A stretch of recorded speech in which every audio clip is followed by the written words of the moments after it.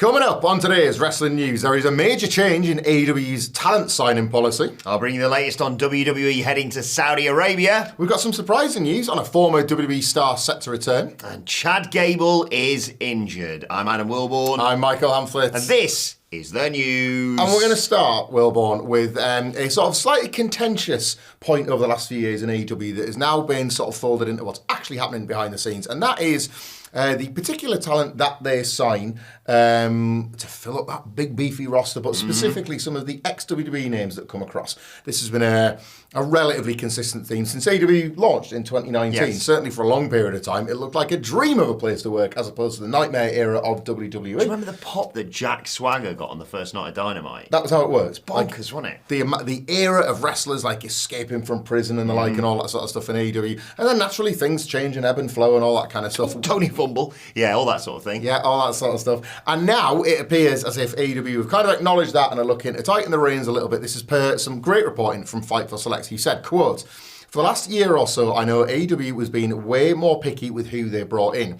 especially since we've seen WWE departures come in, not be content with the AEW process, leave and return. There's going to be some of those talent that do come in, but it's not going to be a huge amount." So yeah, tightening the screws a little bit. You know, the report doesn't name names here, but we can speculate and aggregate. We can do what we like. We can be irresponsible on the internet. But I'm thinking of the likes of Miro and Andrade who have like jumped up, jump back, because they're hinged on to Tony Khan about the bushes. It's a talent locomotion, isn't it? Indeed. And things have just stalled to a stop with something like the Redeemer run, and we've never really found out why, and then all of a sudden he's just come back into the fold in WWE.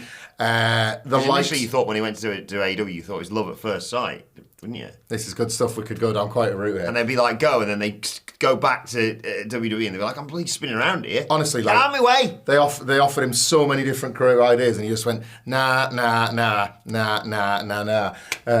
he just couldn't get WWE out of his head. He can't get out of the Fed. I just want to go back to the Fed. And they were like, I should be so lucky. Like Triple H has offered me a deal. She's got so many bangers. She's a one-woman. I'm so jealous you went to see her. She's a one-woman hit factory.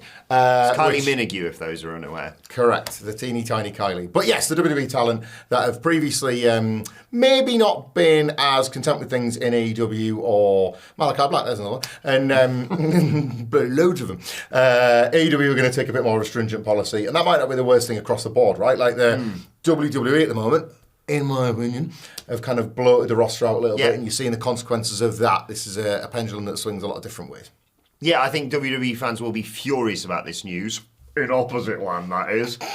Because, yeah, it's something that WWE fans and someone like Michael Sidgwick, who embodies that, been crying out for this for a long time. Anytime we talk about WWE releases, he'd be like, we're good. I mean, like, as we always say with these sorts of things, there was always exceptions. Yeah. If Roman Reigns is released tomorrow, I don't think Tony Khan's going to be like, don't really see any use in signing that, man. We said it there, and I remember word for word how we put this. You've got to sign Ricochet and turn him into a scissor-wielding heel. Yeah. Like, we said it. We definitely said those things. But yeah, I mean, everything's case by case. Yeah, and all these things are a bit of a double-edged sword, because that's disappointing news for, you know, the people who you think have got so much potential in WWE and then are one of those surprising names that are released, and you're like, it'll be all right, I'll probably be signed by AEW.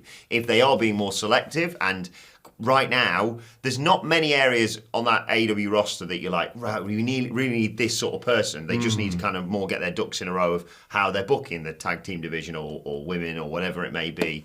So I think, as I say, that this is not us saying that if there is another round of releases, and I hope there isn't in 2025 from WWE, that AEW will be like, no thank you to absolutely everybody. But yeah, it's taken longer than I'd hoped for AEW to make this realisation, but I'm glad it's happened. Yeah, I mean, like, you can't sort of, like, quantify it, can you? You're never going to know for sure how many are going to work. Like, for all you know, like, 76% of talent that's signed for AEW from WWE might just be a complete success, but, like, that figure is never, they're not just going to drop that figure out of thin air for something, are you? Yeah, I mean, everyone's picky, whether it be picky with signing the wrestlers, picky with their food, or picky with their entertainment choices. Thank you again for watching the WhatCulture Wrestling channel, and check out the WhatCulture Wrestling podcast where I at it, by the way. But if you're also selective with your entertainment choices, and you're like in Britain, you're like, "God blimey, governor," that's how they talk, isn't it? It is, yeah. I wish I could watch some of that over there in the United States of America. I was talking to somebody on the train and we had that exact conversation in those voices today. And then like in America, they might be like, "Howdy, partner, what do you watch over there in Wolverhampton?" Right? What you need is NordVPN. They're brilliant. We've got a fantastic deal with them. It's got even better today. Amazing news, this. NordVPN, we've talked about them on numerous occasions, allowing you to access any country's selection of online content, basically. And if you want to sign up for NordVPN right now, funny you mention it, 76% off. Whoa. And a $50 Amazon gift card as well. Plus, now, 4 months free if you sign up with the link that is in the description below. They are, like, going to stay in business. I think so. I hope so. That's really, really I mean, good. I literally own a NordVPN well. subscription, so I really hope they stay in business. It's not one of those cases where we're just hawking any old crap. Yes. Right? We absolutely believe it. What an unbelievable offer. Yeah, get it right now. Link in the description. Right, let's bring you the latest on WWE heading to Saudi Arabia. Obviously, the big show is coming this weekend. You've got Night of Champions on Saturday. Before that, you've got SmackDown from Riyadh on Friday night. And Fightful doing some more great reporting here, revealing that WWE's flight to Saudi Arabia took off 5 p.m. yesterday. This was their reporting. A full team of producers and a SmackDown team sent over, understandable as we mentioned with the show being on Friday night. A number of WWE staff have been in Saudi Arabia for weeks. Another group went over early this week and made it after being briefly stuck in Qatar, as we reported earlier on this week. And at no point did the Saudi government, which includes the General Sports Authority, ever doubt that the shows were going to take place. It's something we've sort of talked about over the past week or more, all the speculation, understandably, with what's going on in the world. Yeah. But we always assumed, barring an international crisis, that they just sort of plough through these sorts of things. And I think me and Andy and yourself and others have always said, I still think that they will just make it work. And yes, there's a lot of money on the line, so they'll make it work. Yeah, this is not the first time there's been some teeth gritting, finger in her ear, get the show over. As pertains to this deal. Probably won't be the last either. No. The deal started in 2018, 10-year deal, so that'll end in 2028. There'll be more years to come, and then presumably... I wonder if they'll add time on for the Pando. Is that accounted for? I don't even know. I mean, I could just see them adding another 10 years if they sign like a new deal. This feels like it's going absolutely nowhere. It like brought about untold wealth to WWE at it's part of the furniture now, and it's only growing in influence in the terms of it used to be the like... Yeah, we've got the regular output, and then this wacky show we do over in Saudi Arabia, now they're getting the Rumble next year. It's what's made the sports watching work, ultimately, hasn't it? Like canonising these shows within WWE, the exact way you can reflect on how you would have maybe thought about these shows all the way back in 2018 versus how you do now. We are guilty in our own way, the coverage, all that sort of stuff. Sports watching is a successful thing, and it was hard to imagine this going any differently. The news got out the chartered flights, aren't they, rather than like the sort of... they're private, which has obviously been... something, I guess, in the interest of the safety of the many people that WWE are flying out to these locations. But yes, it was, I think, always unlikely that these shows weren't going to go ahead. It was going to take, as you pointed out, something even bigger than what we already saw at the weekend for anything like this to get in the way. So yes, as of right now at least, we got SmackDown and then Night of Champions in a back-to-back, and then back in America for Raw on Monday. It's that early start time, isn't it? Oh, yes. They're doing a double taping, I think it is. So they're going live with the first one and then... Glad someone's paying attention. I think that's right. I'm sure that, because it's going on early, which we know about here in the UK, because you get like an 11 o'clock start or something for Raw. I do remember that now, so that one's going to go live, and it's because they're keeping the fans in the building to do a second Raw taping. You lucky buggers! I think so, yeah. So you get a double feather if you're in Ohio, I think it is. OH. For Raw on Monday. Oh, yeah. And you know what that taping might reveal? More of the Evolution card.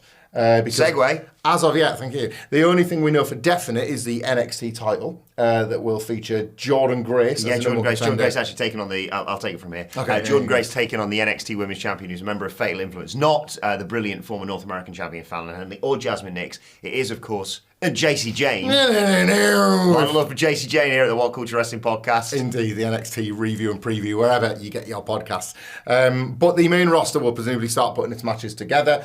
Really excited for that. Yeah, it's going to be, I think, more of a Triple H pay-per-view than an Evolution 2018 one, so there's going to be tighter restrictions on who gets on it, maybe something like a Battle Royal to get people a bit of a cameo. I like that. And somebody that was a cameo in a Battle Royal once upon a time, and a cameo in a Royal Rumble, if memory serves, is Vicky Guerrero. Excuse me? Yeah, she has been speaking basically to those, well, Fight for Select at least are reporting, that she has told people that she will be, quote, back in WWE in a few weeks. The bookings weren't explicitly stated, the report goes on to say, but obviously you've got Evolution in a few weeks, and there's broadly a positive relationship with WWE and Vicky Guerrero. Obviously she was with the company between 2015, 2005 and then 2015 when she kind of became more of a part-timer and then did guest spots with the company until 2018. There were various appearances between 2019 and 2023 for AEW.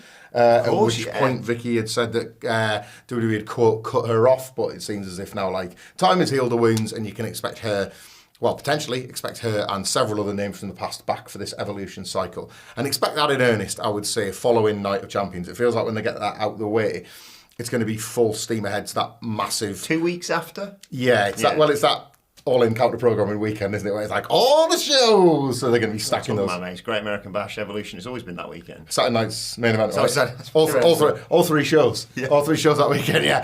So there's going to be... 5 shows that weekend. Yeah.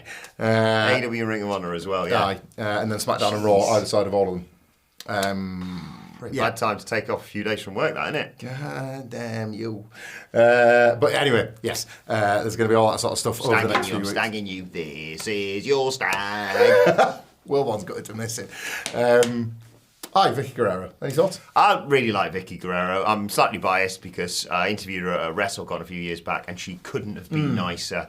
And I was very, very nervous. It was one of the first ones that I did, if I remember rightly. Okay. She was lovely. I mean, she's a figure of hate within WWE, let's be perfectly honest. But she plays that role really well. And you can imagine, yes, whether it be in some sort of random battle royal or just a spot where she, I don't know, endorses Chelsea Green, for example. Yeah. And you need her to be like, she's so bloody good, no one can beat her. And then, I don't know, Trish Stratus shows back up to kick her ass. Chelsea Green's always fussing and feuding with the SmackDown GM. I can't remember his name. She always calls him something different. But it'd be quite interesting. I've got somebody else who was way better at this job at you. Yes. And then the camera pans to the side to That's reveal good. Yeah, it'll be good fun, and she'll get the appropriate reaction on WWE television. So. Someone who always gets the appropriate reaction because he's mint is Chad Gable. Some bad news coming out about him regarding why on earth. Well, not why on earth, it sort of made sense in storyline anyway, but explaining away Penta snapping his arm on Monday Night Raw. Yeah. I mean, he was being a bit of a dick to Penta, wasn't he? He was like, you lost. Right, you are. I'll take this. You lost. And I'll take your mask, actually. Oh, man.